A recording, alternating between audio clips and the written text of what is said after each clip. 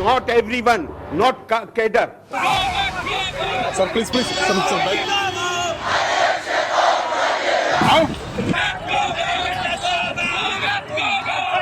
I have been in the Calicut city for more than 2 hours. Why not a single person came there? They are Hondas.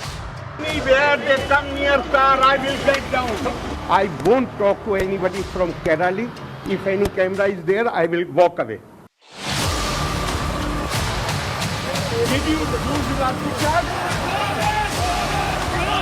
to move from here? Thank you very much.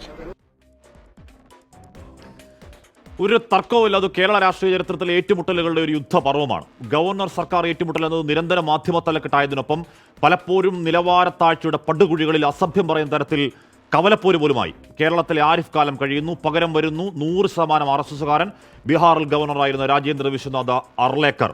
സർക്കാർ governor ഏറ്റുമുട്ടൽ കാലം കഴിയുകയാണോ കേരളത്തിൽ, അതോ കുറച്ചുകൂടി തീവ്രമായ യുദ്ധപർവം തുടങ്ങലാണോ? പ്രിയ പ്രേക്ഷകർക്ക് encounter പ്രൈമിലേക്ക് സ്വാഗതം.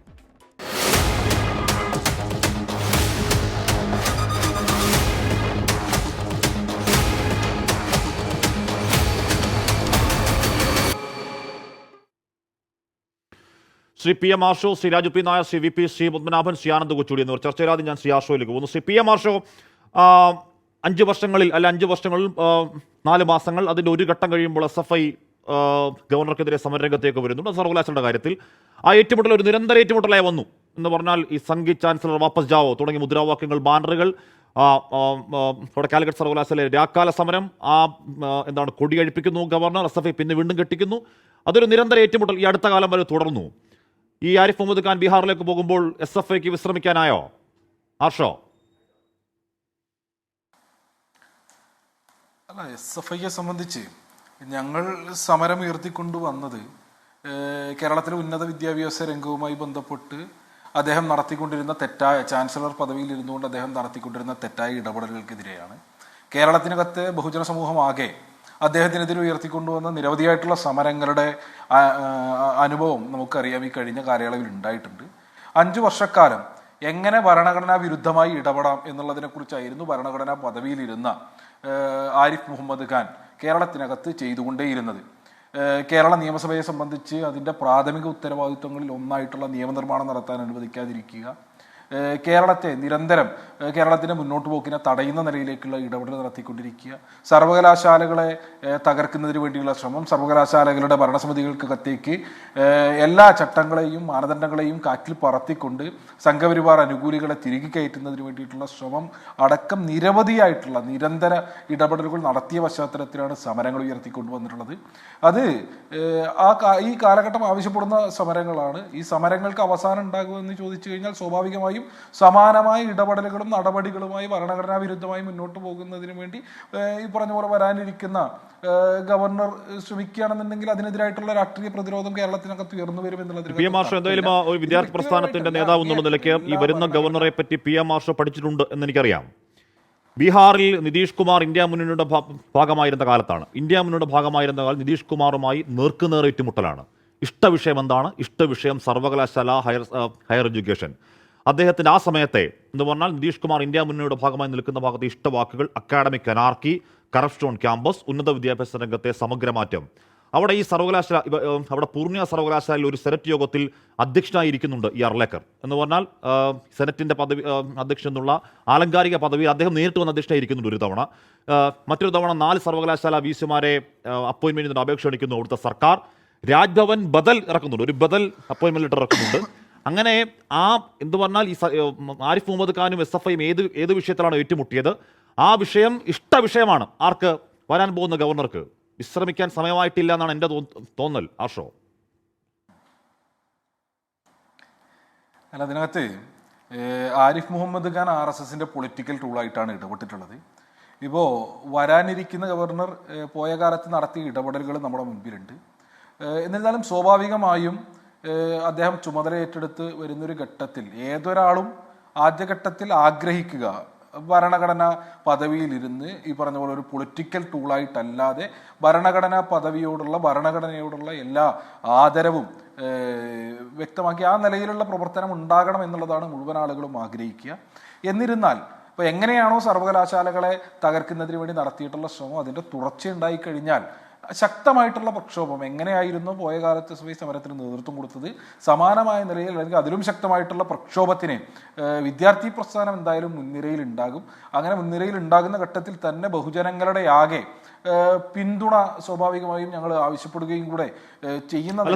ഇവിടെ നമ്മൾ ദോഷക തീർക്കളാവേണ്ട കാര്യമില്ല. പുതിയ ഗവർണർ വരുന്ന ആരിഫ് മുഹമ്മദ് ഖാനെ പോലൊരു ഏറ്റുമുട്ടൽ ഇഷ്ടക്കാരനാണ് എന്നും കരുതേണ്ടതില്ല. പക്ഷേ CPM പോലൊരു പാർട്ടിക്ക് ഈ പറയുന്ന അർലേക്കർ, ഇപ്പോൾ ഗവർണർ ശ്രീമാൻ ആരിഫ് മുഹമ്മദ് ഖാൻ RSSകാരനല്ല എന്ന് പറഞ്ഞാൽ അദ്ദേഹം വഴിയെ പല പല പല പല അയാറാം ഗയാം രാഷ്ട്രീയ വഴിയിൽ പല രാഷ്ട്രീയ വഴികൾ കൂടി കയറി ഇറങ്ങി വന്ന് ഒരു ഘട്ടത്തിൽ അദ്ദേഹം സംഘ ഗ്രൂപ്പുമായി ചേർന്ന് അങ്ങനെ അങ്ങ് പോകുന്ന ആളാണ്. അർലേക്കർ അങ്ങനല്ല.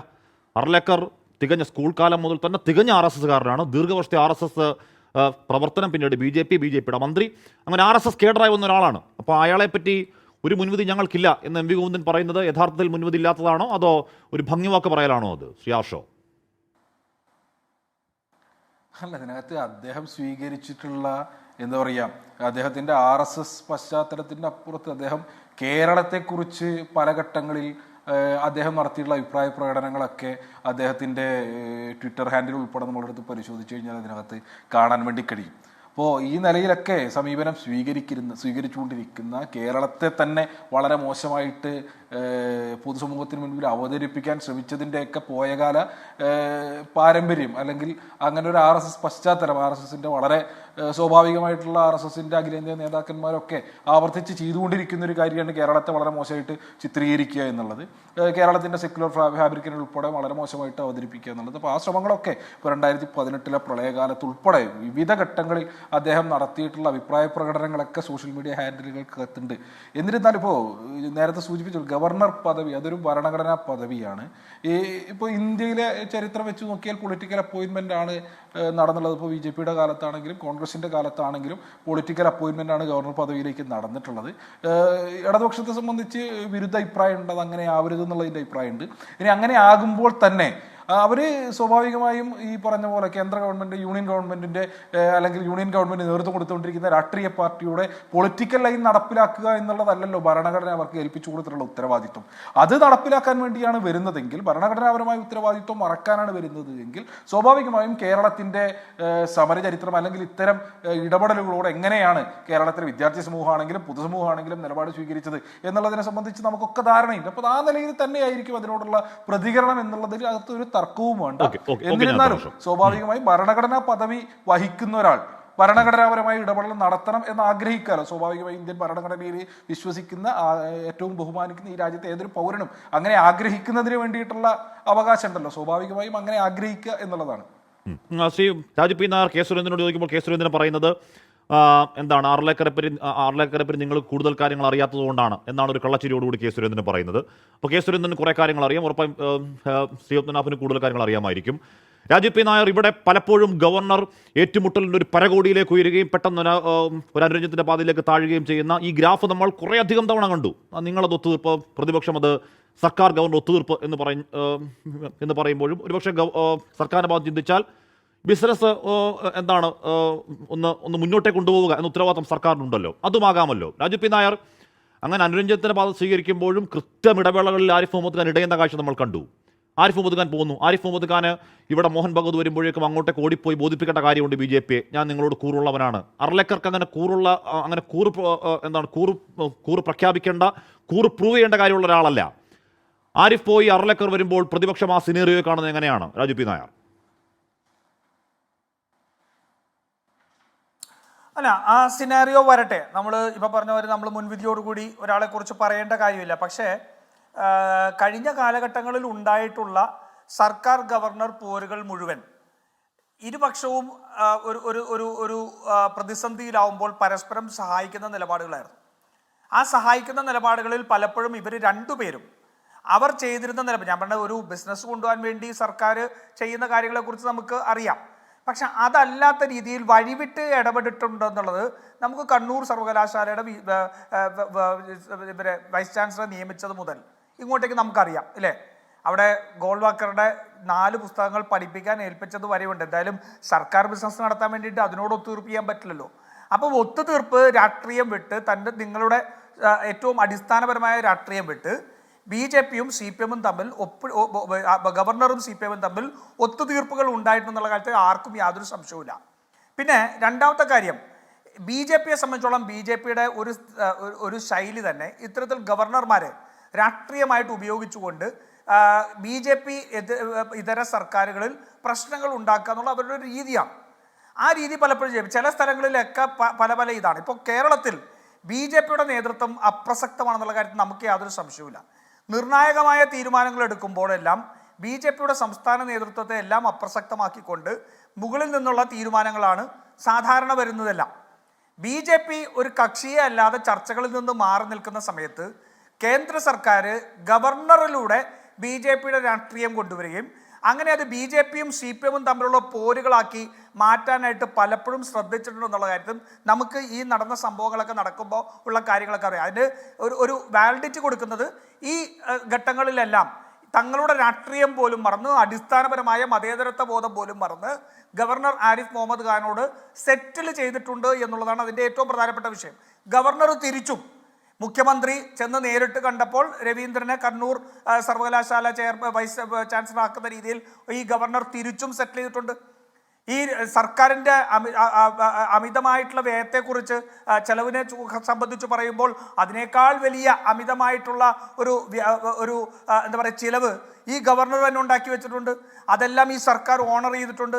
അപ്പോൾ പല ഘട്ടങ്ങളിൽ ഇപ്പോൾ നയപ്രഖ്യാപനത്തിൻ്റെ സമയത്ത് ഞാനത് വിശദമായിട്ട് പോകുന്നില്ല, അങ്ങനെ എല്ലാം പല വിഷയങ്ങളുണ്ട്. അത് വരട്ടെ, അതെങ്ങനെയാണ് ഈ പുതിയ ഗവർണർ BJP-യുടെ രാഷ്ട്രീയം നടപ്പാക്കാനുള്ള രീതിയിലേക്ക് മാറുമ്പോൾ നമുക്കതിന് പറയാം. ഞങ്ങൾക്ക് ആശയപരമായൊരു പ്രശ്നമുണ്ട് ഹാഷ്മി. 4-5 ദിവസങ്ങൾക്ക് മുമ്പാണ് ഈ പുതുതായി വരുന്ന രാജേന്ദ്ര അൽവർക്കർ എന്ന് പറയുന്ന ഗവർണർ ഇന്ത്യയുടെ സ്വാതന്ത്ര്യ സമരത്തെ ഡിസ്റ്റോർട്ട് ചെയ്ത് തെറ്റിദ്ധരിപ്പിക്കുന്ന രീതിയിൽ പ്രസ്താവന നടത്തിയത്. എന്താ അദ്ദേഹം നടത്തിയ പ്രസ്താവന? ഇന്ത്യൻ സ്വാതന്ത്ര്യ സമരം, ഇന്ത്യക്ക് സ്വാതന്ത്ര്യം ലഭിച്ചത് ബ്രിട്ടീഷുകാർ ഇന്ത്യ വിട്ടുപോയത് സത്യാഗ്രഹ സമരത്തിലൂടെയല്ല, മറിച്ച് പ്രാദേശികമായി ആയുധമെടുത്തു പോരാടിയതിലൂടെയാണ് ഇന്ത്യക്ക് സ്വാതന്ത്ര്യം ലഭിച്ചത് എന്ന് പറഞ്ഞ ആളാണ് ഈ ഗവർണർ 5 ദിവസങ്ങൾക്ക് മുമ്പ്. ആശയപരമായി ഇദ്ദേഹത്തോട് ഞങ്ങൾക്ക് കടുത്ത എതിർപ്പ് അവിടെ ഉണ്ടാവും. എനിക്കറിയില്ല CPM-ന് എങ്ങനെയാണ്. അദ്ദേഹം ആദ്യത്തെ അവസരം കിട്ടി സംസാരിച്ചപ്പോൾ ഇത് അദ്ദേഹത്തിന് എതിർപ്പില്ലാതെയായി പോകുന്നത് എന്നെനിക്കറിയില്ല. ചിലപ്പോൾ ആശയപരമായി തൽക്കാലം RSS-ഉമായിട്ട് ഒത്തുചേർന്നുകൊണ്ടുള്ളതായിരിക്കാം. ഈ RSS-കാരനായിട്ടുള്ള ഈ അർലേക്കർ പറഞ്ഞ പ്രസ്താവന ഇതാണ്: ഇന്ത്യൻ സ്വാതന്ത്ര്യ സമരം ബ്രിട്ടീഷ് ഉപേക്ഷിച്ചു പോയത് ഗാന്ധിയുടെ സത്യാഗ്രഹ സമരം കൊണ്ടല്ല, ഞങ്ങൾ പ്രാദേശികമായി ആയുധങ്ങളെടുത്തു പോരാടിയത് കൊണ്ടാണ് എന്നാണ്. ഈ രാജ്യത്തിന് എപ്പോഴെങ്കിലും രാജ്യം പോട്ടെ, ലോകത്തിന് അംഗീകരിക്കാൻ കഴിയുന്ന ഒന്നാണോ? അപ്പൊ ചരിത്രത്തെ വളച്ചൊടിക്കുകയും ചരിത്രത്തെ കള്ളത്തരം പറയുകയും RSS-ന്റെ നികൃഷ്ടമായ രാഷ്ട്രീയം മുന്നോട്ട് വെക്കാനും യാതൊരു മടിയുമില്ലാത്ത ഒരു വർഗീയവാദിയും ഈ രാജ്യത്തിൻ്റെ കോമൺ സ്പിരിറ്റിന് എതിരായിട്ട് നിൽക്കുന്ന ആളാണ് ഈ പുതിയ ഗവർണർ എന്നുള്ള കാര്യത്തിൽ തർക്കമില്ല. ഗാന്ധിജിയെ പോലും അപമാനിക്കും. ഇന്ത്യയുടെ സ്വാതന്ത്ര്യ സമരത്തെ ഈ ലോകം മുഴുവൻ ഇന്ത്യൻ സ്വാതന്ത്ര്യ സമരത്തെ പുതിയ കാലത്തെ ഏറ്റവും വലിയ വിപ്ലവമായിട്ടല്ലേ കഴിഞ്ഞ 75 വർഷക്കാലം കൊണ്ടാടിയിരുന്നത്. പ്രശ്നങ്ങൾ നടക്കുന്ന സ്ഥലത്ത് എല്ലാം ഗാന്ധിജിയാണ് മാർഗം, അല്ലെങ്കിൽ ഗാന്ധിജിയാണ് പരിഹാരം എന്ന് ഈ ലോകം പറഞ്ഞിട്ടുള്ളതല്ലേ. ആഫ്രിക്കൻ നാഷണൽ കോൺഗ്രസ് ഉൾപ്പെടെ ഉണ്ടായിട്ടുള്ള എത്രമാത്രം സ്വാധീനം ചെലുത്തി എന്നുള്ളത് ചരിത്രപരമായ വസ്തുതയല്ലേ. ആ ലോകത്തെ മുഴുവൻ ജനങ്ങൾക്കും അറിയാവുന്ന വസ്തുതയെ പോലും ഒരു യാഥാർത്ഥ്യബോധവുമില്ലാതെ, ഒരു തെളിവുമില്ലാതെ ഇന്ത്യൻ സ്വാതന്ത്ര്യ സമരത്തെ അപമാനിക്കാൻ ശ്രമിച്ച ആളാണ് ഇയാൾ. മനസ്സിലായില്ലേ? അപ്പോൾ അതുകൊണ്ട് ഞങ്ങൾക്ക് ഈ അർലേക്കർ എന്ന് പറയുന്ന ഗവർണറുമായിട്ട് ആശയപരമായ പ്രശ്നമുണ്ടാവും. ആ ആശയത്തെ, RSS-ന്റെ ആശയത്തെ, ഇന്ത്യ വിരുദ്ധ ആശയത്തെ കേരളത്തിൽ നടപ്പാക്കാൻ ശ്രമിച്ചാൽ ഒരു സംശയവും വേണ്ട, ആ RSS-ന്റെ ഗവർണറെ ഞങ്ങൾക്ക് നേരിടേണ്ടതായിട്ട് വരും. കേരളത്തിൻ്റെ മതേതര നിലപാടിനും കേരളത്തിൻ്റെ ദേശീയതയ്ക്കും ഈ രാജ്യത്തിൻ്റെ ദേശീയതയ്ക്കുമെതിരെ വിരൽ ചൂണ്ടാനാണ് ഗവർണർ നിൽക്കുന്നതെങ്കിൽ ഞങ്ങൾക്ക് ആ രീതിയിൽ കൈകാര്യം ചെയ്യേണ്ടി വരും. ഗവർണർ അത് മാറ്റിവെച്ച് ഭരണപരമായ രീതിയിൽ നീതിയുക്തമായ നിലയിൽ രണ്ടുപേരെയും എല്ലാ വിഷയങ്ങളിലും നീതിയുക്തമായ ഭരണഘടനയെ അപ്ലൈ ചെയ്തുകൊണ്ട് ചട്ടങ്ങളെ അപ്ലൈ ചെയ്തുകൊണ്ട് റൂളുകളെ അപ്ലൈ ചെയ്തുകൊണ്ട് നീതിയുക്തമായ തീരുമാനമെടുക്കുകയാണെങ്കിൽ ആ നീതിക്കൊപ്പം ഞങ്ങൾ നിൽക്കും. ഈ പറഞ്ഞ സത്യഗ്രഹത്തിലൂടെ അല്ല ആയുധമെടുത്തുകൊണ്ട് പേടിച്ചാണ് ബ്രിട്ടീഷുകാർ പോയത് എന്ന് പറഞ്ഞ അതേ വേദിയിൽ തന്നെ ഈ ഗോവൻ മതവിചാരണയെ പറ്റി കൂടി പറയുന്നുണ്ട് അർലേക്കർ. ഗോവൻ മതവിചാരണയെ പറ്റി പറയുമ്പോൾ ഗോവയിലെ ചിലർക്ക് അസ്വസ്ഥത ഉണ്ടാവുന്നെന്ന് പറയുന്നു. ഗോവൻ മതവിചാരണ എന്ന് പറഞ്ഞാൽ ഈ പറഞ്ഞ ഇപ്പോൾ ഓർഗനൈസറിന്റെ ഇന്നിറങ്ങിയ ലക്കത്തിന്റെ പ്രധാനപ്പെട്ട ലേഖനം അതാണ്. Hath Katro Khamb Hindu suffering under the Goa inquisition Hindus must reflect before celebrating Christmas എന്ന് പറഞ്ഞാൽ ഇവിടെ ക്രിസ്മസ് നയന്ത്രമൊക്കെ നടന്നുകൊണ്ടിരിക്കുന്നതിനിടയിൽ ഹിന്ദുക്കൾ ക്രിസ്മസ് ആഘോഷിക്കുന്നതിന് മുമ്പൊന്ന് ആലോചിക്കണം. ഗോവയിൽ നടന്ന മതവിചാരണ ഈ പറഞ്ഞ ഫ്രാൻസിസ് സേവിയറിന്റെ നേതൃത്വത്തിൽ ക്രിസ്തു മതത്തിലേക്ക് മതപരിവർത്തനം നടത്താൻ തയ്യാറാവാത്തവരെ ഒരു പില്ലറിൽ ഒരു തൂണിൽ കെട്ടിയിട്ട് കയ്യും കാലം ഛേദിച്ച് കൂട്ടക്കൊല നടത്തി എന്നൊക്കെയാണ് ഓർഗനൈസർ പറയുന്നത്. അതിനെക്കുറിച്ചുകൂടി സൂചിപ്പിക്കുന്നുണ്ട് ഈ പറയുന്ന കേരളത്തിലേക്ക് വരുന്ന അർലേക്കർ. കേരളത്തിൽ വന്ന് അർലേക്കർ ഗോവ ഇൻക്വിസിഷനെ പറ്റി പറയുമോ എന്ന് നമുക്ക് കാത്തിരുന്നു കാണാം. പോട്ടെ, ശ്രീ വി ശ്രീപത്മനാഭൻ, ഇവിടെ ഈ ഒന്ന് ആലോചിച്ച് നോക്കൂ ശ്രീപത്മനാഭൻ, ഈ കഴിഞ്ഞ കുറേ നാളുകൾ ഈ പറയുന്ന ആരിഫ് മുഹമ്മദ് ഖാൻ കാട്ടിക്കൂട്ടിയത് നമുക്ക് പരിചയമുള്ള കാര്യമാണോ? ഇവിടെ സ്വതന്ത്ര കേരളത്തിൽ അല്ലെങ്കിൽ ഐക്യ കേരളത്തിൻ്റെ ചരിത്രത്തിൽ ഉണ്ടായിട്ടുണ്ടോ? അദ്ദേഹം ഏറ്റുമുട്ടൽ ഉണ്ടാക്കുന്നു. മന്ത്രി ബാലഗോപാലിനെതിരെ എൻ്റെ വിശ്വാസം നഷ്ടപ്പെട്ടു, പിൻവലിക്കും മുഖ്യമന്ത്രി എന്ന് തമാശ പറയുന്നു. തെരുവിൽ SFIക്കാർക്കൊപ്പം SFI ഒരു വിദ്യാർത്ഥിയുടെ പക്വത പോലുമില്ല തെരുവിൽ നിൽക്കുന്നു. അവരെ എന്തൊക്കെ വിളിച്ചു, ക്രിമിനൽസ്, ഗുണ്ടാസ്, ബ്ലഡി ഡാഷ് എന്ന് പറഞ്ഞാൽ അതിപ്പോൾ ഞാൻ പറയണമെങ്കിൽ ബീപ്പിട്ട് കേൾപ്പിക്കണം, കാര്യം കുട്ടികൾ കേൾക്കുന്നുണ്ടെങ്കിൽ. അസഭ്യവർഷത്തിൻ്റെ പരകോടി പരമാവധി എന്തൊക്കെ നമ്മൾ കണ്ടു. ശ്രീ വി പി ശ്രീപത്മനാഭൻ, ഇവിടുന്ന് ബീഹാറിലേക്ക് ആരിഫ് മുഹമ്മദ് ഖാൻ പോകുമ്പോഴേക്കും അവിടെ നിതീഷ് കുമാറിന് മുന്നിൽ ഇതൊക്കെ നടക്കുമോ? അവിടെ നിതീഷ് കൊടുക്കുന്ന ഒരു സെർച്ച് കമ്മിറ്റി എടുത്ത് കൊട്ടയിലിടുവോ ആരിഫ് മുഹമ്മദ് ഖാൻ?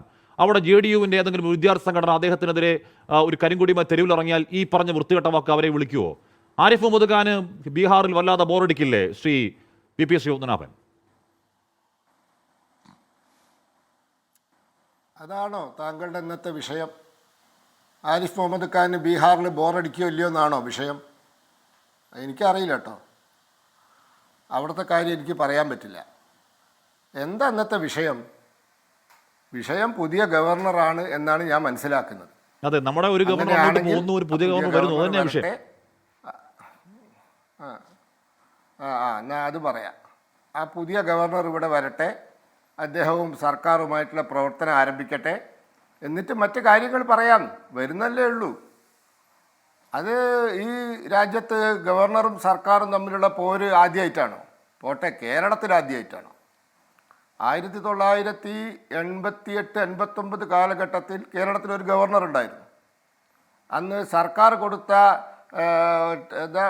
അവർക്ക് ഉപയോഗിക്കാൻ കൊടുത്ത ടവല് അവരെ കാണാൻ പോയ ആളുകളുടെ മുഖത്തേക്ക് എറിഞ്ഞു. എന്നിട്ട് ഇത് കണ്ടോ, ഒന്നിനും കൊള്ളാത്തൊരു ടവലാണ് നിങ്ങളുടെ സർക്കാർ എനിക്ക് തന്നിരിക്കുന്നത് പറഞ്ഞിട്ട് മുഖത്തേക്ക് എറിഞ്ഞു. അന്ന് SFIയുടെ ജില്ലാ സമ്മേളനം കൊയിലാണ്ടി നടക്കുക. എനിക്ക് ഇന്നും ഓർമ്മയുണ്ട് SFIക്കാർ വിളിച്ച മുദ്രാവാക്യം, രാഷ്ട്രീയ കളി കളിക്കുന്നു, ഗവർണറമ്മ കളിക്കുന്നു, രാഷ്ട്രീയ കളി കളിക്കുന്നു.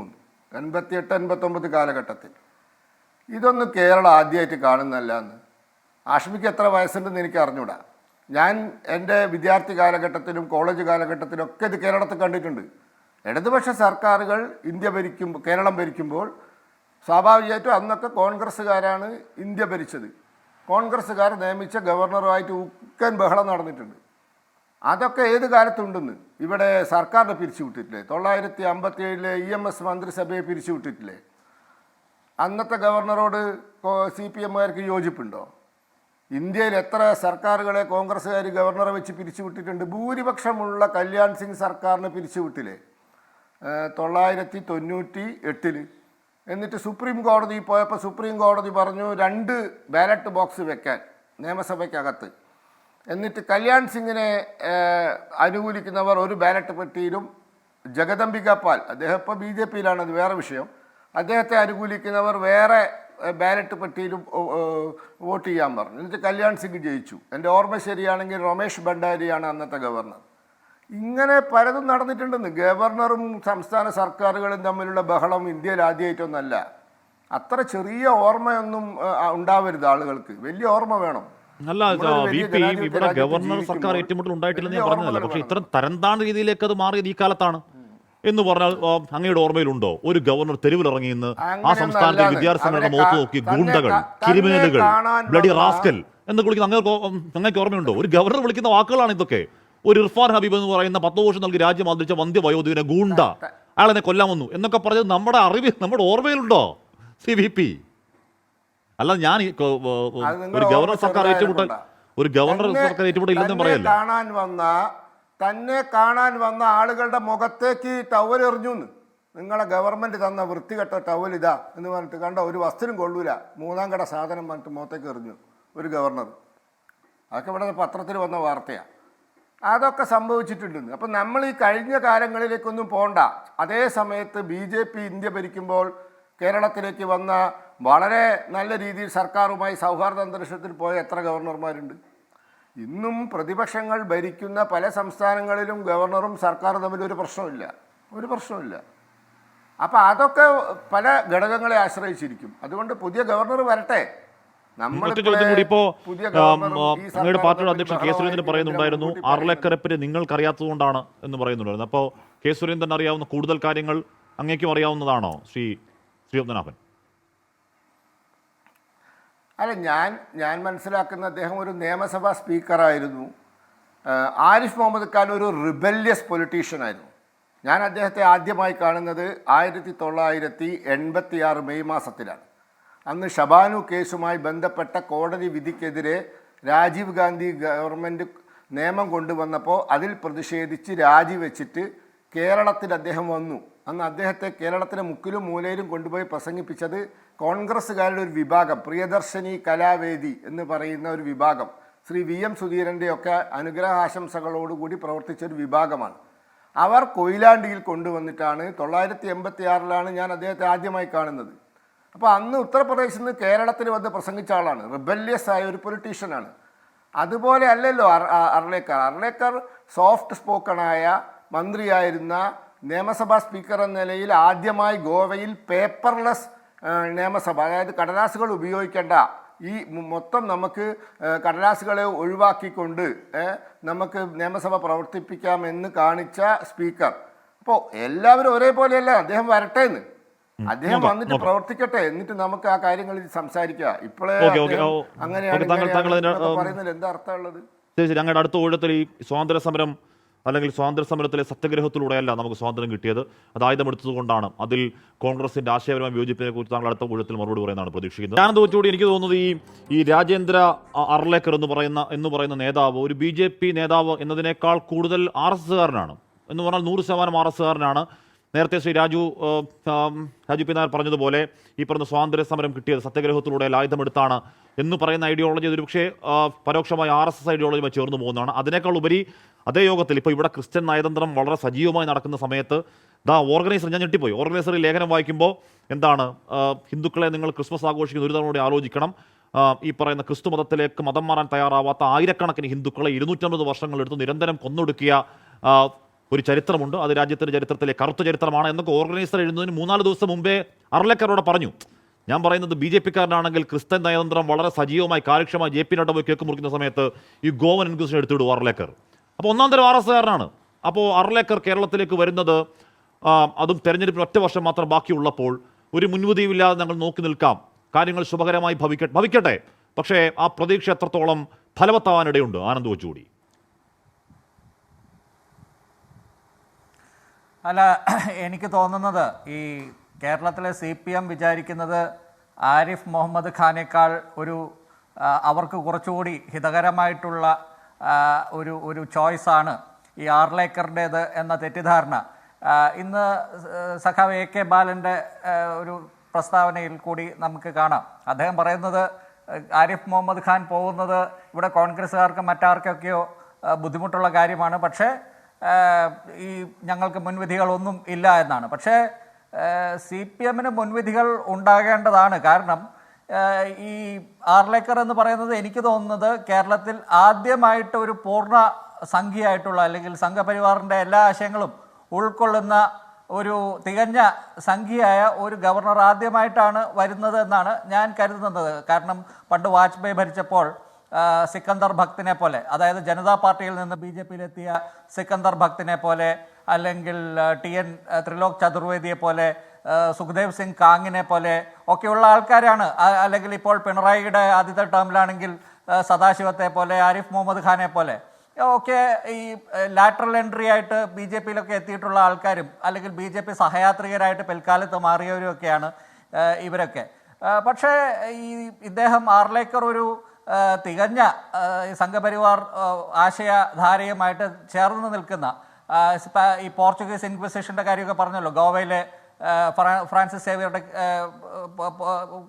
കീഴിലുണ്ടായ ഇൻക്വിസിഷൻ. അപ്പോൾ അതിൽ ആർലേക്കറിൻ്റെ രാഷ്ട്രീയ ബോധ്യവും അദ്ദേഹത്തിൻ്റെ ആശയങ്ങളും ഒക്കെ വ്യക്തമാണ്. പക്ഷേ ഞാൻ കാണുന്നത് ഇതിൽ ഒന്ന് രണ്ട് കാര്യങ്ങൾ. ഒന്ന്, ഇവിടെ MR അജിത് കുമാർ ദത്താത്രേയ ഹോസബാലയെ കണ്ടത് ഇവിടെ രണ്ട് കൂട്ടർക്ക് ബുദ്ധിമുട്ടുണ്ടാക്കിയിട്ടുണ്ട്. അത് പുറത്തു വന്നത് ഒന്ന് ശരിക്കും CPM-നാണ്. അത് മുഖ്യമന്ത്രിയുടെ ദൂതനായിട്ട് പോയി എന്നാണ് ഇപ്പോൾ കേരളത്തിൻ്റെ പൊതുജനം വിശ്വസിക്കുന്നത്. അതുകൊണ്ട് CPM-ന് ബുദ്ധിമുട്ടുണ്ട്. രണ്ടാമത് അത് ബുദ്ധിമുട്ടുണ്ടാക്കിയത് RSS-ന് തന്നെയാണ്. കാരണം RSS ആദ്യം അത് നിഷേധിക്കുകയാണ് ചെയ്തത്. അങ്ങനെ ഒരു കൂടിക്കാഴ്ചയെ നടത്തിയിട്ടില്ല എന്ന് RSS നിഷേധിക്കുമ്പോൾ മനോരമ സ്പെഷ്യൽ ബ്രാഞ്ച് റിപ്പോർട്ട് ചോർത്തി അത് മനോരമയുടെ മുൻപേജിൽ പ്രസിദ്ധീകരിക്കുമ്പോൾ RSS-ന്റെ കൂടെ കള്ളമാണ് പൊളിഞ്ഞത്. അതായത് CPM-ഉം RSS-ഉം ആ കാര്യത്തിൽ കള്ളം പറഞ്ഞു എന്ന് ഇവിടെ മാധ്യമങ്ങൾക്ക് തെളിയിക്കാൻ പറ്റി. അപ്പോൾ ഈ ആരിഫ് മുഹമ്മദ് ഖാന് എൻ്റെ ഒരു ശൈലി എന്നാൽ അദ്ദേഹം ഈ സർക്കാരുമായിട്ട് നിരന്തരം കൊമ്പ് ഓർക്കുകയായിരുന്നു. പക്ഷേ നമുക്കറിയാം BJP CPM തമ്മിൽ ഈ പരസ്യമായിട്ട് WWD ഈ ഗുസ്തി ഉണ്ടാകുമ്പോഴും ചില രഹസ്യ ഡീലുകൾ നടക്കാറുണ്ട് എന്ന് നമുക്കറിയാം. അതിന് ഇപ്പോൾ ഇനി ആർലേക്കർക്ക് DGP ആകാൻ പോകുന്ന, ഭാവിയിൽ DGP ആവാൻ പോകുന്ന ക്രൈം എല്ലാ, അതായത് ലോ ആൻഡ് ഓർഡർ ചാർജ് ഉൾപ്പെടെ കിട്ടാൻ സാധ്യതയുള്ള അജിത് കുമാറിനെ രാജ്ഭവനിലേക്ക് വിളിച്ചു വരുത്തിയാൽ മതി. ഔദ്യോഗികമായിട്ട് വിളിച്ചു വരുത്തി ഡീലുകൾ ഉണ്ടാക്കാം. ആരിഫ് മുഹമ്മദ് ഖാനെ പോലെ ഈ സർക്കാരിൻ്റെ, അതായത് കേന്ദ്ര സർക്കാരിൻ്റെ മുഴുവൻ കാര്യങ്ങളും മനസ്സിലാക്കാതെ പ്രവർത്തിക്കുന്ന ആരിഫ് മുഹമ്മദ് ഖാന് അങ്ങനെയുള്ള ബുദ്ധിമുട്ടുകൾ, അങ്ങനെയുള്ള പരാധീനതകൾ ഉണ്ടാകുമ്പോൾ ആർലേക്കറിന് മനസ്സറിഞ്ഞ് പ്രവർത്തിക്കാനും എപ്പോഴാണ് ചവിട്ടി പിടിക്കേണ്ടത്, എപ്പോഴാണ് മറ്റു തരത്തിൽ ഇടപെടേണ്ടത് എന്ന് ആർലേക്കർക്ക് നന്നായിട്ട് അറിയാം.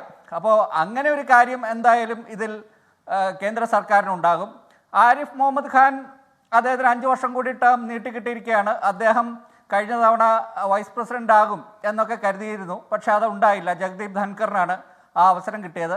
അദ്ദേഹം 5 വർഷത്തേക്ക് കൂടി അദ്ദേഹത്തിന് ഇനി ടേം നീട്ടിക്കിട്ടിയിരിക്കുകയാണ്. നമ്മൾ അദ്ദേഹത്തിൻ്റെ ഇവിടുത്തെ ഒരു 5 വർഷത്തെ കാലത്തെ അദ്ദേഹത്തിൻ്റെ പ്രവർത്തനം വിലയിരുത്തിയാൽ അദ്ദേഹം ഇവിടെ SFI-ക്കാരുമായിട്ട് വരെ ഗുസ്തി പിടിക്കുന്നു, മുഖ്യമന്ത്രിയായിട്ട് ഗുസ്തി പിടിക്കുന്നു, പത്രസമ്മേളനം നടത്തുന്നു, പത്രക്കാരെ കാണുന്നു. ഇങ്ങനെയുള്ള ഒരു ഗവർണറെ നമ്മൾ ആരും കണ്ടിട്ടില്ല, അല്ലെങ്കിൽ ആരും തന്നെ കണ്ടിട്ടില്ല. ഒരു സംസ്ഥാനത്തും ഇല്ലാത്ത വിധത്തിലുള്ള ഒരു തികഞ്ഞ രാഷ്ട്രീയക്കാരനെ പോലെ പെരുമാറിയ ഒരാളാണ് ആരിഫ് മുഹമ്മദ് ഖാൻ. അതുകൊണ്ട് തന്നെ CPM വിചാരിക്കുന്നത് അവരുടെ ഈ കഴിഞ്ഞ 5 വർഷത്തെ കാലത്തെ ബുദ്ധിമുട്ടുകൾ എല്ലാം വലിയ ബുദ്ധിമുട്ടുകൾ എല്ലാം മാറിയിട്ടുണ്ട് എന്നാണ്. പക്ഷേ അടിസ്ഥാനപരമായ ഒരു RSS-കാരനായിട്ടുള്ള ആർലേക്കറിന് CPM-നെ പലതരത്തിലും ബുദ്ധിമുട്ടിക്കാൻ പറ്റും. അത് അദ്ദേഹത്തിൻ്റെ ചാൻസലർ എന്ന പദവിയിൽ അദ്ദേഹം വിട്ടുവീഴ്ചകൾ കാണിക്കാൻ ഒരു സാധ്യതയുമില്ല. ഇവിടുത്തെ ഉന്നത വിദ്യാഭ്യാസ നയങ്ങളെ അല്ലെങ്കിൽ ഇവിടെ വൈസ് ചാൻസലർമാരെയൊക്കെ നിയമിക്കുന്ന കാര്യങ്ങളിലെല്ലാം ആരിഫ് മുഹമ്മദ് ഖാൻ ചെയ്തത് തന്നെ അദ്ദേഹവും ചെയ്യും തന്നെ എന്നാണ് ഞാൻ കരുതുന്നത്. ശരി. അത് മാത്രമല്ല, ആരിഫ് മുഹമ്മദ് ഖാൻ ചെയ്തത് ഇപ്പോൾ അവിടെ നിതീഷ് കുമാർ ഇന്ത്യ മുന്നണിയുള്ള സമയത്താണ് ഏറ്റുമുട്ടൽ നോക്കിയാൽ ആരിഫ് മുഹമ്മദ് ഖാൻ ചെയ്തതൊന്നുമല്ല, അതിനേക്കാൾ കൂടുതൽ ചെയ്തിട്ടുണ്ട് ആർലേക്കർ. പിന്നെ നിതീഷ് കുമാർ ഇന്ത്യ മുന്നണിയിൽ നിന്നും NDA സഖ്യത്തിലേക്ക് വന്നപ്പോഴേക്കും അതൊക്കെ മാറി അജാത ശത്രുവാണ്, ശത്രുവില്ലാത്ത ആളാണ് നിതീഷ് കുമാർ. എന്ന് വാഴ്ത്താനും മടിയില്ലാത്ത ആളാണ് കേട്ടോ ആർലേക്കർ. അത് രാഷ്ട്രീയമാണ്. അപ്പോൾ അങ്ങനെ വാക്കുകൾ മാറ്റുന്നതൊക്കെ സ്വാഭാവികമാണ്. PMR ഷോ ഇവിടെ ആനന്ദ് കൊച്ചുകൂടിയും രാജു P. നായരും പറഞ്ഞ വിമർശനങ്ങൾ മറുപടി പറഞ്ഞോളൂ.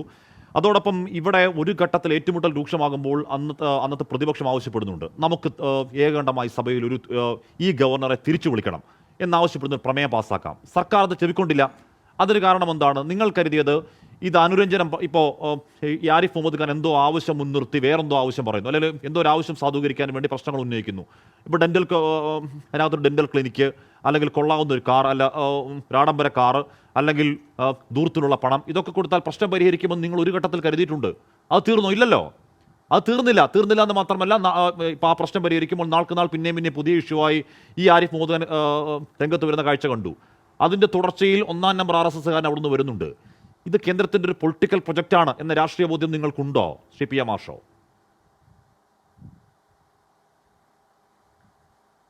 ഞങ്ങളുടെ രാഷ്ട്രീയ ബോധ്യത്തെ സംബന്ധിച്ച് ശ്രീ ഹാഷ്മി ആകുലപ്പെടേണ്ടതില്ല. കാരണം എന്താ വെച്ചാൽ കമ്മ്യൂണിസ്റ്റ് പാർട്ടി ഓഫ് ഇന്ത്യ മാർക്സിസ്റ്റിൻ്റെ രാഷ്ട്രീയ ബോധ്യം എന്ത് എന്നുള്ളതിനെ കുറിച്ച് നാടിന് നല്ല വ്യക്തതയുണ്ട്. ആ രാഷ്ട്രീയ ബോധ്യത്തിൽ ഊന്നി നിന്നുകൊണ്ട് ഈ നാടിനെ രാഷ്ട്രീയവൽക്കരിച്ച് മുന്നോട്ട് നയിച്ചുകൊണ്ടിരിക്കുന്ന രാഷ്ട്രീയ പ്രസ്ഥാനമാണ് communist party of India Marxist. അതുകൊണ്ട് തന്നെ CPIഎമ്മിൻ്റെ പൊളിറ്റിക്കൽ ക്ലാരിറ്റിയെ സംബന്ധിച്ച് ആശങ്കപ്പെടുകയോ ആകുലപ്പെടുകയോ വേണ്ട എന്നുള്ളതാണ് ആദ്യം സൂചിപ്പിക്കാനുള്ളത്. കോൺഗ്രസിൻ്റെ 2 പ്രതിനിധികൾ സൂചിപ്പിച്ച ചില കാര്യങ്ങൾക്ക് മറുപടി പറഞ്ഞ് പോകേണ്ടതായിട്ടുണ്ട്. ഒന്ന്, ഈ പറഞ്ഞ രാജു പി നായർ സൂചിപ്പിച്ചു, വലിയ ഡീലുകൾ പല ഘട്ടത്തിലും CPIഎമ്മും ഈ പറഞ്ഞ പോലെ BJPയും തമ്മിൽ, അല്ലെങ്കിൽ ആരിഫ് മുഹമ്മദ് ഖാനും തമ്മിൽ ഡീലുണ്ടാക്കിയിരുന്നു. അല്ലെങ്കിൽ ആ ഡീലിൻ്റെ ഭാഗമായിട്ട് അവർക്ക് പരസ്പരം സഹായിക്കുന്നതിന് വേണ്ടിയിട്ട് സമരം ഉയർത്തിക്കൊണ്ടുവരുന്ന നിലയാണ് തുടങ്ങിയിട്ടുള്ള പല വാദങ്ങളും അദ്ദേഹം മുന്നോട്ട് വെക്കുന്നത് സാഹചര്യം ഉണ്ടായി. നമുക്കറിയാലോ, ഈ ഘട്ടത്തിലൊക്കെ ഇദ്ദേഹം സ്വീകരിച്ചുകൊണ്ടിരിക്കുന്ന ഭരണഘടനാ വിരുദ്ധമായ നിലപാടുകൾക്കെതിരെ പ്രത്യക്ഷ സമരത്തിന് ഇറങ്ങിയിട്ടുള്ള മുന്നണിയാണ് ഇടതുപക്ഷ ജനാധിപത്യ മുന്നണി. അതിശക്തമായിട്ടുള്ള പ്രക്ഷോഭങ്ങൾക്ക് ഈ കാലയളവിലാകെ നേതൃത്വം കൊടുത്തു.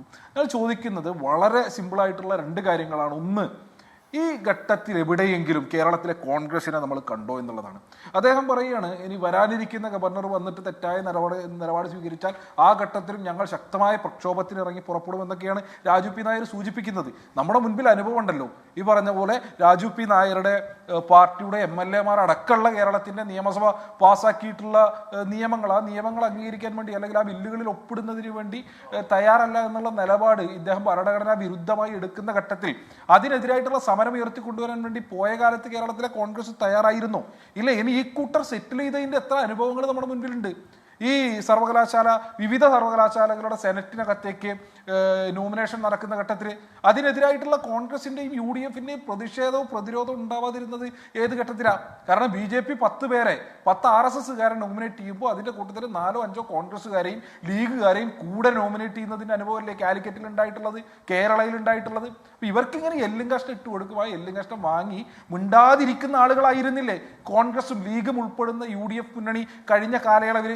ഈ ആളുകൾ പറയുകയാണ് ഗവൺമെന്റും ഗവർണറും തമ്മിൽ ഡീലുണ്ടാക്കിയായിരുന്നു, ഇടതുപക്ഷവും ഗവർണറും തമ്മിൽ ഡീലുണ്ടാക്കിയായിരുന്നു എന്നൊക്കെ പറഞ്ഞു കഴിഞ്ഞാൽ ഈ നാട്ടിലെ മനുഷ്യർ ഇതൊക്കെ കണ്ടുകൊടുക്കുന്നുണ്ട്. ഇനി പോട്ടെ, അതിൻ്റെ അപ്പുറത്തുള്ള വളരെ രസകരമായിട്ടുള്ളൊരു കണക്കുണ്ട്. ഈ ഭരണഘടനാ വിരുദ്ധ സമീപനം സ്വീകരിച്ചുകൊണ്ടിരിക്കുമ്പോൾ ഈ കാലയളവിൽ ആരിഫ് മുഹമ്മദ് ഖാൻ ഏറ്റവും അധികം ഏതെങ്കിലും ഒരു രാഷ്ട്രീയ പാർട്ടിയുടെ പരിപാടിയിൽ പങ്കെടുത്തിട്ടുണ്ട് എന്നുണ്ടെങ്കിൽ അത് ഏതാച്ചാൽ കോൺഗ്രസിൻ്റെ പരിപാടിയിലായിരിക്കും. അപ്പോൾ ഞങ്ങൾക്കൊരു കേസുണ്ട്. ഞങ്ങൾക്ക് ഈ സമരവുമായി ബന്ധപ്പെട്ട് നിരവധിയായിട്ടുള്ള നോൺ വെയിലബിൾ കേസുകൾ വിവിധ ജില്ലകൾക്കൊക്കെ SFI പ്രവർത്തകരുടെ പേരുണ്ട്. മലപ്പുറം ജില്ലയിൽ പൊന്നാനിയിൽ ഇപ്പോൾ കാലിക്കറ്റിലെ സമരം സൂചിപ്പിച്ചു. കാലിക്കറ്റ് സമരത്തിൻ്റെ 2 ദിവസത്തിനിപ്പുറമാണ് പൊന്നാനിയിൽ ആരിഫ് മുഹമ്മദ് ഖാനെ SFIയുടെ പ്രവർത്തകർ കരിങ്കുടി കാണിക്കുന്നത്.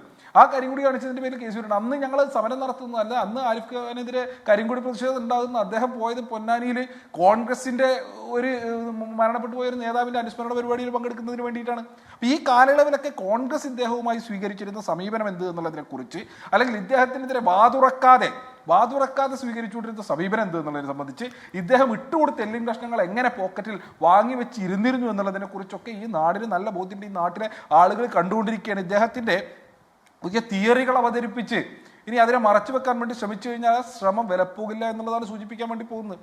ഇനി ഇദ്ദേഹം സൂചിപ്പിക്കണം, ഇനിയിപ്പോൾ വരാനിരിക്കുന്ന ഗവർണറുടെ രാഷ്ട്രീയവുമായി ബന്ധപ്പെട്ട് അല്ലെങ്കിൽ RSSന്റെ രാഷ്ട്രീയത്തോട് ഒത്തുചേർന്ന് പോകുമോ communist party of India Marxist എന്നുള്ളതിനെ സംബന്ധിച്ച് ഞങ്ങളുടെ രാഷ്ട്രീയം നല്ല ക്ലാരിറ്റിയോടുകൂടി ഈ നാടിനകത്ത് രാഷ്ട്രീയം പറഞ്ഞുകൊണ്ടിരിക്കുന്ന ആളുകളാണ് ഞങ്ങൾ.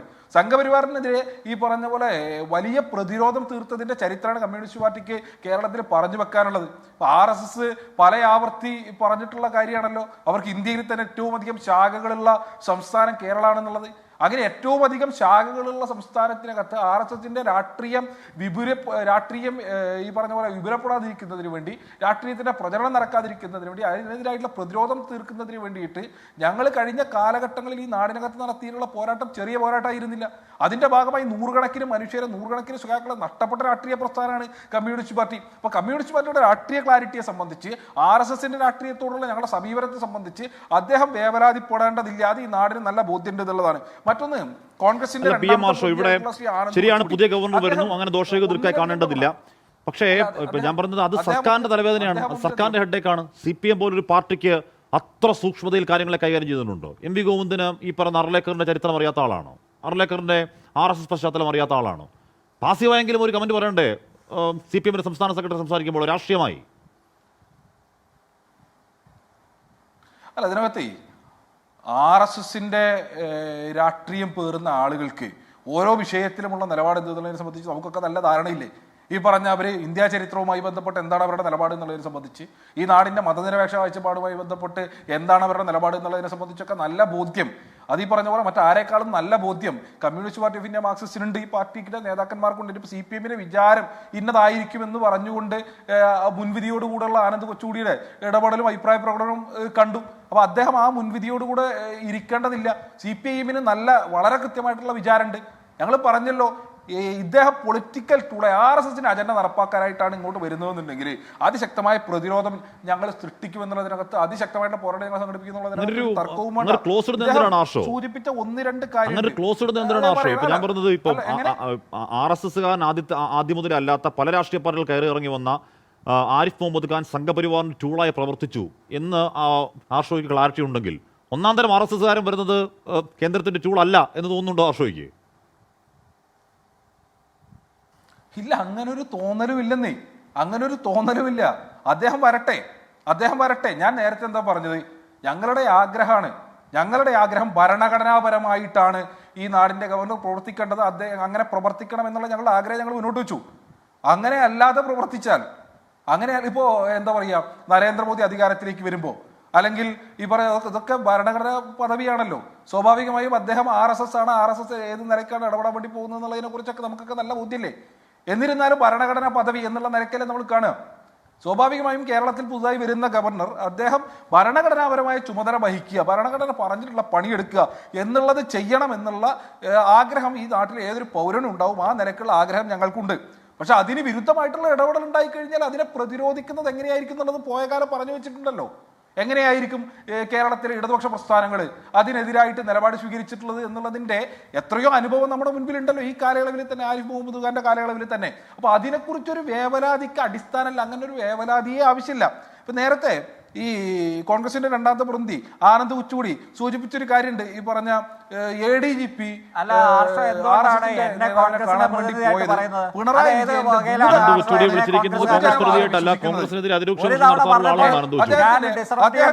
അദ്ദേഹത്തിന്റെ കമന്റാ, ആനന്ദ് കൊച്ചുകൂടി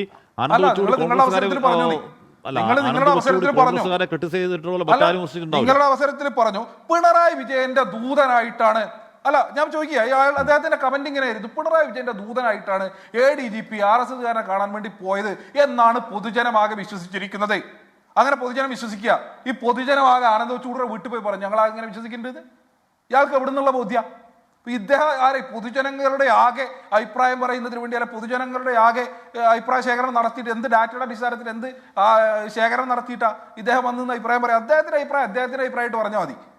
അല്ലാണ്ട് പൊതുജനത്തിന്റെ ആകെ അഭിപ്രായം പറയാൻ വേണ്ടിയിട്ട് ചുമതലപ്പെടുത്തിയിട്ടുള്ള ആളല്ല എന്നങ്ങ് മനസ്സിലാക്കണം. ഇനി പറയും ഇവിടെ പല രഹസ്യ ഡീലും ഉള്ളതിനെ കുറിച്ച് എല്ലാവർക്കും അറിയാലോ. അങ്ങനെയാണെങ്കിൽ നിങ്ങൾ പറ ഈ രഹസ്യ ഡീലുകൾ എന്തൊക്കെയാണ്? നിങ്ങളൊരു മാധ്യമപ്രവർത്തകരല്ലേ, നിങ്ങൾ ഈ പറഞ്ഞ ദൃശ്യ മാധ്യമങ്ങളിലൂടെ അങ്ങനെ രഹസ്യ ഡീൽ ഉണ്ടെന്നുണ്ടെങ്കിൽ അത് ഈ നാടിനെ കബളിപ്പിക്കുന്ന കാര്യമല്ലേ?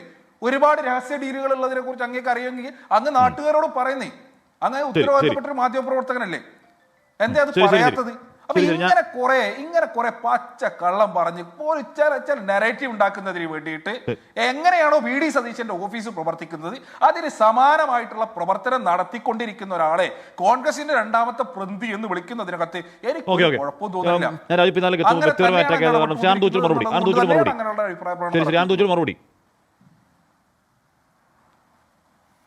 അതല്ല ഹാഷ്മി, ഈ CPM ഹിതകരമല്ലാത്ത കാര്യങ്ങൾ പറയുന്ന എല്ലാവരെയും ചാപ്പയടിക്കുന്ന ഒരു സ്ഥിരം പരിപാടിയുണ്ടല്ലോ. അത് ഹാഷ്മി തന്നെ ഇതിനു മുമ്പ് ചർച്ചകൾക്ക് വിളിച്ചിട്ട് പിന്നീട് അതിനുശേഷം പറഞ്ഞിട്ടുണ്ട്, CPMകാർ പൊളിറ്റിക്കൽ പാനലാണെങ്കിൽ, രാഷ്ട്രീയക്കാർ മാത്രമുള്ള പാനലാണെങ്കിൽ വരികയുള്ളൂ എന്ന് AKG സെൻട്രലിൽ നിന്ന് പറയുന്നത് കൊണ്ട് താങ്കളെ ഈ ചർച്ചയിൽ നിന്ന് എനിക്ക് ഒഴിവാക്കേണ്ടി വരും എന്ന് ഹാഷ്മി എന്നോട് പറഞ്ഞിട്ടുണ്ട്. ഇത് കേരളത്തിലെ CPM ഇങ്ങനെയാണ്, ഇവിടെ പൊളിറ്റിക്കൽ പാനലുകൾ അല്ലെങ്കിൽ പാനലിൽ ആര് വേണം എന്നുപോലും തീരുമാനിക്കുന്ന ഒരവസ്ഥയിലാണ് കേരളം ഇന്നുള്ളത്. എന്ന് പൊതുജനം അറിയട്ടെ. കാരണം ഇത് ഹാഷ്മിക്ക് ബുദ്ധിമുട്ടുണ്ടായത് പറയുന്നതിൽ, പക്ഷേ ഇത് പറയാതിരുന്നിട്ട് കാര്യമില്ല. ഇവിടെ CPM എങ്ങനെയൊക്കെയാണ് മാധ്യമങ്ങളെ കൂച്ചുവലം കിടുന്നത് എന്നുള്ള കാര്യം ജനങ്ങൾ അറിയട്ടെ. ഇതാണ് CPM-ന്റെ ശരിക്കുള്ള മുഖം. അവർക്കെതിരെ ആര് പറഞ്ഞാലും അഭിഭാഷകർ പാടില്ല എന്നാണ് ഇപ്പോൾ അവസാനം പറയുന്നത്.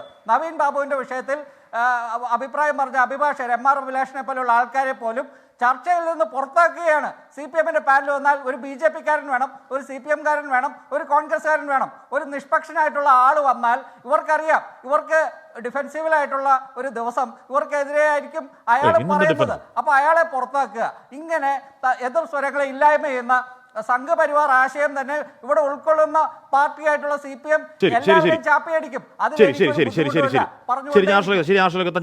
ശ്രീ രാജു പി നായർ, ഇവിടെ രാജു പി നായർ മറുപടി പറയണമെന്ന് ആഗ്രഹിച്ചു. എന്ന് പറഞ്ഞാൽ സത്യഗ്രഹമൊന്നും നമ്മൾ മഹാത്മാഗാന്ധി ലോകത്തിന് പരിചയപ്പെടുത്തിയ, ലോകം ഇപ്പോഴും കൊണ്ടാടുന്ന, അത്ഭുതപ്പെട്ട ഒരു സമരായുധം എന്ന് കരുതുന്ന നമ്മളുടെ രാജ്യത്തിന് അഭിമാനമായി നിൽക്കുന്ന സത്യഗ്രഹമൊന്നും അല്ല, ആയുധം എടുത്തുകൊണ്ടാണ് എന്ന് അർലേക്കർ പറഞ്ഞതിനെപ്പറ്റി താങ്കൾ പറഞ്ഞ പ്രത്യയശാസ്ത്ര വിയോജിപ്പിൽ എന്തുകൊണ്ടോ VP മറുപടി പറഞ്ഞില്ല, ആശ്രയ മറുപടി പറഞ്ഞില്ല? എന്തുകൊണ്ടാകാം അത്? അല്ല, അത് തന്നെയാണ് RSSനെതിരെ CPM-ന്റെ നിലപാടിനെ കുറിച്ച് വളരെ കൃത്യമായിട്ട് അദ്ദേഹത്തിന് ബോധ്യമുണ്ടെന്ന് പറഞ്ഞ ആള് ഏകദേശം 10, 15, 12 മിനിറ്റോളം സംസാരിച്ചിട്ട് ഇന്ത്യയുടെ സ്വാതന്ത്ര്യ സമരത്തിനെതിരായിട്ട് നടത്തിയ സ്റ്റേറ്റ്മെന്റ് അറിഞ്ഞുപോലുമില്ല, പറഞ്ഞുപോലുമില്ല. ഞാൻ പറഞ്ഞിട്ടും അദ്ദേഹം പറഞ്ഞില്ല. അപ്പൊ RSSനെ കുറിച്ചുള്ള കൃത്യമായ ബോധ്യമുണ്ട്. ആർഷക്ക് അറിയാത്തൊരു ചരിത്രം കൂടി ഞാൻ പറയാം. 1977 കേരളത്തിലെ നിയമസഭയിൽ ജനസംഖ്യനൊരു MLA പോലും ഇല്ലാതിരിക്കുന്ന കാലത്ത് RSSനെ നിരോധിച്ചതിനെതിരെ പ്രസംഗിച്ച നേതാവ് അങ്ങയുടെ നേതാവ് EM ശങ്കരൻ നമ്പൂതിരിപ്പാടാണ്. അപ്പം നിങ്ങൾക്ക് RSSനെ കുറിച്ച് കൃത്യമായ ബോധ്യമുണ്ട്. നിങ്ങൾ അതുകൊണ്ടാണ് RSSന് ഇവിടെ പൊളിറ്റിക്കൽ സ്പേസ് കേരളത്തിൽ ഉണ്ടാക്കി കൊടുത്തത്. LK അദ്വാനി, വാജ്പേയി ഉൾപ്പെടെ ഇവിടെ കൊണ്ടുവന്ന് ഏറ്റവും വലിയ ഏത് രാക്ഷസനെയും കൂട്ടുപിടിച്ച് കോൺഗ്രസിനെ പരാജയപ്പെടുത്തുന്നുള്ള പ്രസ്താവനയൊക്കെ നമുക്ക് ഓർമ്മയുണ്ടല്ലോ. അപ്പം അതിലേക്കൊന്നും പോകുന്നില്ല, അങ്ങനെ നിൽക്കുന്നു. രണ്ടാമത്തെ കാര്യം, ഞാൻ പറഞ്ഞ കൊടുക്കൽ വാങ്ങൽ, ഞാൻ ചോദിക്കട്ടെ, ഞങ്ങൾ ആരും ആരിഫ് മുഹമ്മദ് ഖാനെതിരെയുള്ള മത്സരത്തിൽ അല്ലെങ്കിൽ സമരത്തിൽ ഞങ്ങൾ പുറത്ത്, ഞാൻ ചോദിക്കട്ടെ ഹാഷ്മി, ഈ പിണറായി വിജയൻ വീട്ടിൽ ചെന്ന് കാല് പിടിച്ചിട്ട് രവീന്ദ്രനെ കണ്ണൂർ യൂണിവേഴ്സിറ്റിയുടെ വൈസ് ചാൻസലർ ആക്കിയതും പിന്നീട് ഇവർ തമ്മിൽ എന്തോ വിഷയത്തിൽ തെറ്റിയപ്പോൾ ഞാൻ സമ്മർദ്ദത്തിന് വേണമെങ്കിൽ ചെയ്യേണ്ടി വന്ന, ഒരിക്കലും ചെയ്യാൻ പാടില്ലാത്ത കാര്യമായിരുന്നു എന്ന് പറഞ്ഞെടുത്ത് ഞങ്ങൾ ഏത് നിലപാടെടുക്കണ്ടേ? ഞങ്ങൾ എന്ത് നിലപാടെടുത്ത് ആർക്കെതിരെയാണ് ഞങ്ങൾ സമരം ചെയ്യണം? ഞങ്ങൾ പിണറായി വിജയനെതിരെ സമരം ചെയ്യണം, ഗവർണർക്കെതിരെ സമരം ചെയ്യണം, അല്ലേ? ആ എടുത്തത് തെറ്റാണെന്ന് ഞങ്ങൾ കൃത്യമായി പറഞ്ഞല്ലോ. ഞങ്ങൾ കൃത്യമായിട്ട് എടുത്ത നിലപാട് അവസാനം സുപ്രീം കോടതി വരെ അംഗീകരിച്ചില്ലേ? എവിടെയാ ഇപ്പൊ കണ്ണൂരിലെ വൈസ് ചാൻസലർ രവീന്ദ്രനുള്ളത്? സാങ്കേതിക സർവകലാശാലയിൽ സംബന്ധിച്ച് ഞങ്ങൾ പറഞ്ഞ കാര്യം ഉണ്ടായിരുന്നല്ലോ. എവിടെ പോയി സാങ്കേതിക സർവകലാശാലയുടെ? ഇപ്പൊ സീസോ തോമസിന്റെ ഉൾപ്പെടെ ഉള്ളത് സുപ്രീം കോടതി വരെ ശരിവെച്ചല്ലേ? നിങ്ങൾ രണ്ടുപേരും പരസ്പരം അങ്ങോട്ടും ഇങ്ങോട്ടും ഗോൾവാക്കറുടെ പുസ്തകങ്ങൾ കൈമാറി. അതാണല്ലോ യൂണിവേഴ്സിറ്റിയിൽ കൊണ്ട് പഠിപ്പിക്കാൻ തീരുമാനിച്ചത്. SFI പറഞ്ഞത് ഗോൾവാക്കറെ കൂടി പഠിക്കട്ടെ എന്ന് പറഞ്ഞത്. ഇവർ രണ്ടുപേരും അങ്ങോട്ടും ഇങ്ങോട്ടും RSSന്റെ വിചാരധാര വെച്ച് കയ്യും വെച്ച് നടത്തിയ ഡീലുകൾക്ക് ഞങ്ങളെ കുറ്റം പറഞ്ഞിട്ട് എന്താ കാര്യം? ഞങ്ങൾ എന്ത് നിലപാടെടുക്കണ്ടേ? ഞങ്ങൾ എടുക്കുന്ന നിലപാട് നിങ്ങൾക്ക് രണ്ടുപേർക്കും എതിരായിരുന്നു. ഞങ്ങൾ എടുത്ത നിലപാടുകൾ മുഴുവൻ നിങ്ങൾക്ക് രണ്ടുപേർക്കും എതിരായിരുന്നു. ഇവിടെ ADGPയുടെ കാര്യം പറഞ്ഞു, പിണറായി വിജയനെ എന്താ ജനം വിശ്വസിച്ചു സാർ. അതുകൊണ്ടാണ് നിങ്ങളുടെ അണികൾ ഇന്ന് BJPയിലേക്ക് വോട്ട് ചെയ്യാൻ പോകുന്നത്. കാരണം CPM-ന്റെ അണികൾക്ക് BJP-യാണ് റൈറ്റ് ചോയ്സ് എന്ന് പിണറായി വിജയൻ കാണിച്ചു കൊടുത്തിരിക്കുക. ഞങ്ങൾ പറഞ്ഞല്ലോ, നിങ്ങളുടെ സംഘടനാ സ്റ്റേറ്റ്മെന്റ് അല്ലേ?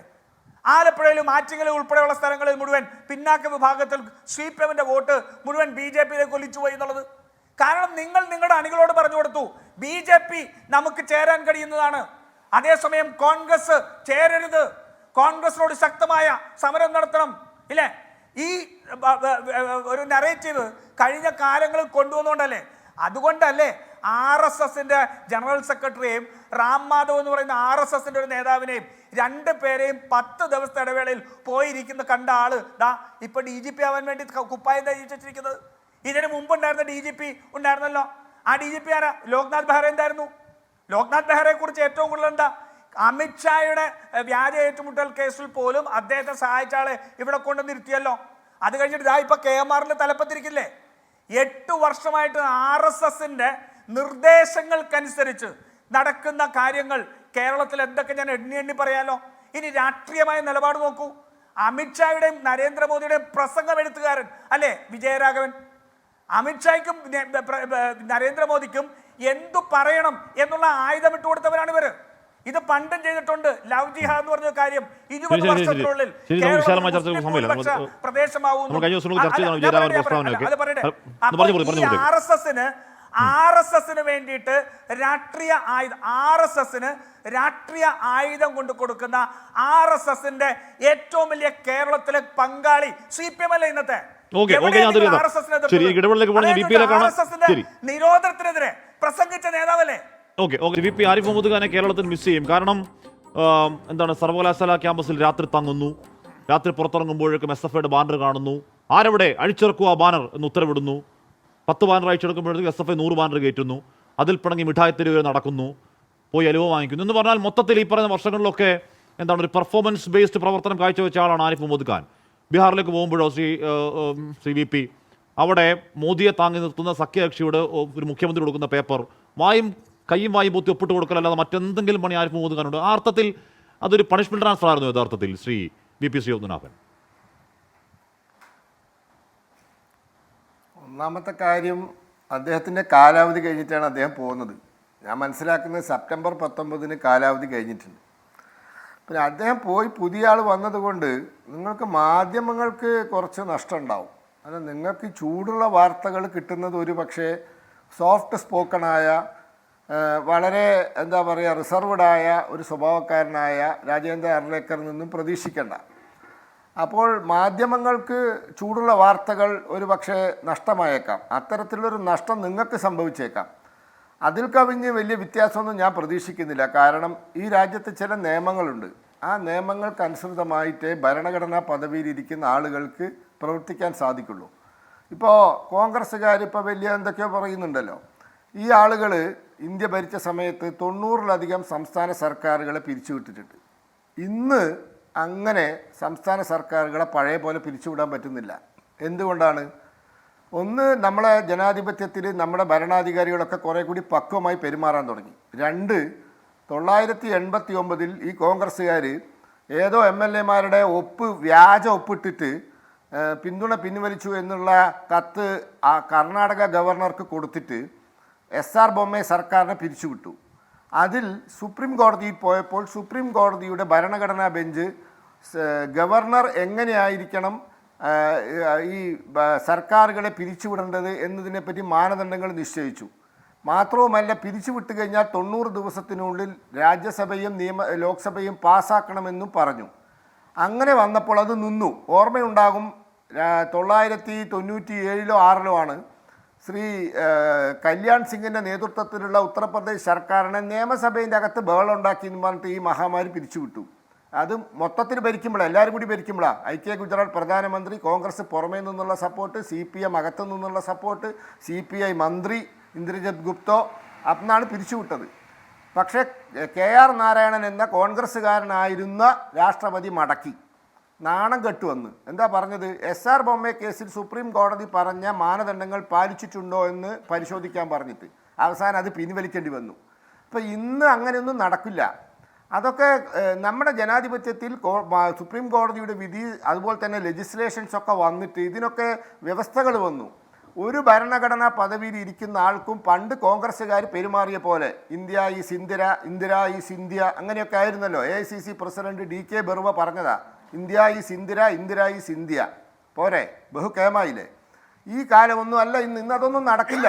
ഇന്ന് അങ്ങനെ ആരെങ്കിലും പറഞ്ഞാൽ അവനെ പിടിച്ചിട്ട് ഏതെങ്കിലും മാനസിക രോഗ വിദഗ്ധൻ്റെ അടുത്ത് കൊണ്ടുപോകും. എന്തോ തകരാറുണ്ടെന്ന് സ്വന്തം പാർട്ടിക്കാർ തന്നെ കൊണ്ടുപോകും. എതിർ പാർട്ടിക്കാരൊന്നും വേണ്ട, അയാളെ. അപ്പോൾ ആ കാലമൊക്കെ പോയി. നമ്മുടെ ഒരുപാട് കോടതി വിധികൾ വന്നു, ഒരുപാട് വ്യവസ്ഥകൾ വന്നു, എന്തിനും മാനദണ്ഡം വന്നു. ഇപ്പം സ്ട്രിക്റ്റായ മാനദണ്ഡം വന്നു. ഒരു സർക്കാരിനെ പിരിച്ചുവിടണമെങ്കിൽ, ഒരാളെ മാറ്റണമെങ്കിൽ, DGP നിയമനത്തിന് വരെ ഹാഷ്മി മാനദണ്ഡം വന്നില്ലേ? ഇപ്പം എങ്ങനെയാ? കേരളത്തിൽ നിന്ന് 5, 6, 7 DGP-മാരുടെ ലിസ്റ്റ് ഡൽഹിയിലേക്ക് അയച്ചിട്ട് അതിൽ നിന്ന് 3 ആളെ വെട്ടിച്ചുരുക്കി, 3ആയി വെട്ടിച്ചുരുക്കി സംസ്ഥാനത്തേക്ക് തിരിച്ചയക്കും കേന്ദ്ര ആഭ്യന്തര വകുപ്പ്. എന്നിട്ട് അതിൽ നിന്നൊരാളെ സംസ്ഥാന സർക്കാരിന് നിയമിക്കാം. ഇന്ന് പണ്ട് കരുണാകരൻ DGP-മാരെ നിയമിച്ച പോലെ നിയമിക്കാൻ പറ്റുമോ? പറ്റില്ലല്ലോ. അതിനും വ്യവസ്ഥയായി. അപ്പോൾ നമ്മുടെ നിയമവ്യവസ്ഥ അതിശക്തമാണ്. അതുകൊണ്ട് ഇതിനുള്ളിൽ നിന്നുള്ള പ്രവർത്തനമൊക്കെ ആർക്കും സാധിക്കുള്ളൂ. സാധ്യമാകുന്നില്ല. ബഹളങ്ങൾ ഉണ്ടാവും, അങ്ങോട്ടും ഇങ്ങോട്ടും അതും ഇതും പറയും, ബഹളങ്ങൾ ഉണ്ടാവും. പക്ഷേ താങ്കൾ പറയുന്നത് പോലെ അതൊക്കെ ഇപ്പോൾ ഇവന്റുകൾ രാഷ്ട്രീയത്തിൽ മിസ് ചെയ്യും. സംഭവിക്കും. നിങ്ങൾക്ക് മാധ്യമങ്ങൾക്ക് വലിയ സന്തോഷമായിരിക്കും. ശരി, അല്ലല്ല, മാധ്യമങ്ങൾക്ക് മിസ് ചെയ്യും. കാര്യം തന്നെ ഈ പറഞ്ഞ ഇവന്റുകളൊന്നും കിട്ടില്ല. ഈ പറഞ്ഞ മിഠായിത്തെരുവ് താങ്കൾ പറയുന്ന പോലെയാണെങ്കിൽ ആ മിഠായിത്തെരുവ് യാത്രയൊക്കെ എന്തൊരു അഴകുള്ള യാത്രയായിരുന്നേ. PMR ഷോ ഇതൊക്കെയാണെങ്കിലും ഇങ്ങനെയൊക്കെ എന്താണ് ചെറിയ ഷോ ഒക്കെ കാണിച്ചാലും ചെറിയ പരിഭവമൊക്കെ പറഞ്ഞാലും കേരളത്തെ പറ്റി നന്നായി മനസ്സിലാക്കിയിട്ടാണ് ആരിഫ് മുഹമ്മദിന്റെ പോക്ക്. നേരത്തെ പറഞ്ഞ ഇത് 2 വർഷം മുമ്പുള്ള ഒരു കാര്യമാണ്. അപ്പോൾ അദ്ദേഹം പറയുകയാണ് രാജ്യത്തുള്ള എല്ലാ മനുഷ്യരും കേരളത്തിൽ പോയി താമസിക്കണം കുറച്ച് നാളെങ്കിലും. അതെന്താണ് കാരണം? ഇപ്പം ഉത്തരേന്ത്യയിൽ മറ്റ് സംസ്ഥാനങ്ങളിൽ ഹിന്ദുക്കൾക്ക് വേറെ വസ്ത്രമുണ്ട്, മുസ്ലിങ്ങൾക്ക് വേറെ വസ്ത്രമുണ്ട്, ഹിന്ദുക്കൾക്ക് വേറെ ഭക്ഷണമുണ്ട്, മുസ്ലിങ്ങൾക്ക് വേറെ ഭക്ഷണമുണ്ട്.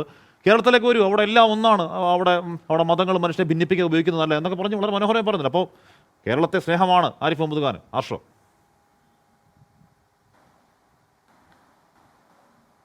അല്ല, അദ്ദേഹം ഹാഷ്മി സൂചിപ്പിച്ച പോലെ കേരളത്തെക്കുറിച്ച് എല്ലാം വളരെ കൃത്യമായി പഠിച്ചിട്ട് എല്ലാം വളരെ കൃത്യമായിട്ട് പഠിപ്പിച്ചിട്ട് തന്നെയാണ് കേരളത്തിൽ നിന്ന് തിരിച്ച് അദ്ദേഹത്തെ ബീഹാറിലേക്ക് പറഞ്ഞയക്കുന്നത് എന്നുള്ളതാണ് എൻ്റെ അഭിപ്രായം. അതിനോടൊപ്പം 2 കാര്യത്തിനകത്ത് മറുപടി പറഞ്ഞു പോകുന്നതിന് വേണ്ടിയിട്ടാണ് ഞാൻ ആവർത്തിച്ച് കൈയുയർത്തിക്കൊണ്ടിരുന്നത്. ഒന്ന്, കേരളത്തിലെ മാധ്യമങ്ങൾക്ക് ഇടതുപക്ഷം CPIM കൂച്ചുവിലം കിടുന്നു എന്ന് ഇദ്ദേഹം സൂചിപ്പിച്ചു. എന്ത് ഡാറ്റയുടെ അടിസ്ഥാനത്തിൽ? ഇതാ ഞാൻ പറഞ്ഞു, ഏതാ പച്ചക്കള്ളം ഈ വിളിച്ചു പറയുന്ന ആളായിട്ട് ആനന്ദ് കൊച്ചുകൂടി മാറിക്കൊണ്ടിരിക്കുക. ഞാൻ പറഞ്ഞ എൻ്റെ ബോധ്യമാണ്, VD സതീശൻ്റെ ആഫീസിൽ നിന്ന് കിട്ടുന്ന കുറിപ്പിനെ അടിസ്ഥാനപ്പെടുത്തി ആ കുറിപ്പ് വെച്ചുകൊണ്ട് ചർച്ചയ്ക്ക് വന്നിരിക്കുന്ന ആളാണ് ആനന്ദ് കൊച്ചുകൂടി എന്നുള്ളത് എൻ്റെ ബോധ്യമാണ്. ആ ബോധ്യത്തിൽ ഞാൻ ഉറച്ചു നിൽക്കുകയാണ്, ആവർത്തിക്കുകയാണ്. അദ്ദേഹം പറഞ്ഞു ആരെയൊക്കെ ചർച്ചയ്ക്ക് വിളിക്കണമെന്ന് CPIM തീരുമാനിക്കുന്നത്. ഹാഷ്മിയ, നിങ്ങൾ 24 ചാനൽ വൈകുന്നേരത്തെ സാധാരണ ചർച്ച തീരുമാനിക്കുന്നത് CPIM പറയുന്ന ആളുകളെ വെച്ചുകൊണ്ടാണോ? CPIM പറയുന്ന വിഷയം എടുത്തുകൊണ്ടാണോ കേരളത്തിലെ മാധ്യമങ്ങൾ ചർച്ച ചെയ്യുന്നത്? എങ്ങനെയൊക്കെ CPIM വിരുദ്ധമായിട്ടുള്ള വാർത്താ സായാഹ്നങ്ങൾ സൃഷ്ടിക്കാമെന്ന് ഗവേഷണം നടത്തുന്ന ആളുകളെ കേരളത്തിലെ മാധ്യമങ്ങൾ എന്നുള്ളതാണ് ഞങ്ങളുടെ അഭിപ്രായം. അപ്പൊ ഇങ്ങനെ പച്ച നുണ പറയുകയാണ്. ഇപ്പൊ ആനന്ദ് കൊച്ചുകൂടിയെ നിങ്ങൾ ചർച്ചയ്ക്ക് വിളിക്കണോ വേണ്ടയോ എന്ന് തീരുമാനിക്കുന്ന ആളുകൾ ഞങ്ങളല്ല. ഇന്നത്തെ ദിവസം വൈകുന്നേരം എന്റെ സമയം പൂർണ്ണമായി ജി ശക്തിധരന്റെ പ്രതിപക്ഷ നേതാവിനെ കുറിച്ചൊരു ഫേസ്ബുക്ക് പോസ്റ്റ് ഞാൻ വായിച്ചതുമാണ്. ശരി, എന്തായാലും ആരിഫ് മുഹമ്മദ് ഖാൻ പോകുന്നു. ആരിഫ് മുഹമ്മദ് ഖാൻ ബീഹാറിൽ എല്ലാവിധ വിജയാശംസകളും നമ്മൾ നേരുകയാണ്. അർലേക്കർ വരട്ടെ, കാര്യങ്ങൾ നന്നായി പോട്ടെ. പക്ഷേ ശ്രീ VP ശ്രീനാഥൻ പറയുന്നത് പോലെ ഈ പറയുന്ന മിഠായി തെരുവിലൂടെയുള്ള അലുവ വാങ്ങാൻ വേണ്ടിയുള്ള യാത്ര, അതൊക്കെ ഉറപ്പായും നല്ല അരങ്ങായിരുന്നു. അതൊക്കെ ഒരു വാർത്താഭരിത ദിവസങ്ങളായിരുന്നു. അത് എത്ര ഇല്ലെന്ന് പറഞ്ഞാലും ഞങ്ങൾക്ക് മിസ് ചെയ്യും. എൻകൗണ്ടർ പൂർണ്ണമാകുന്നു.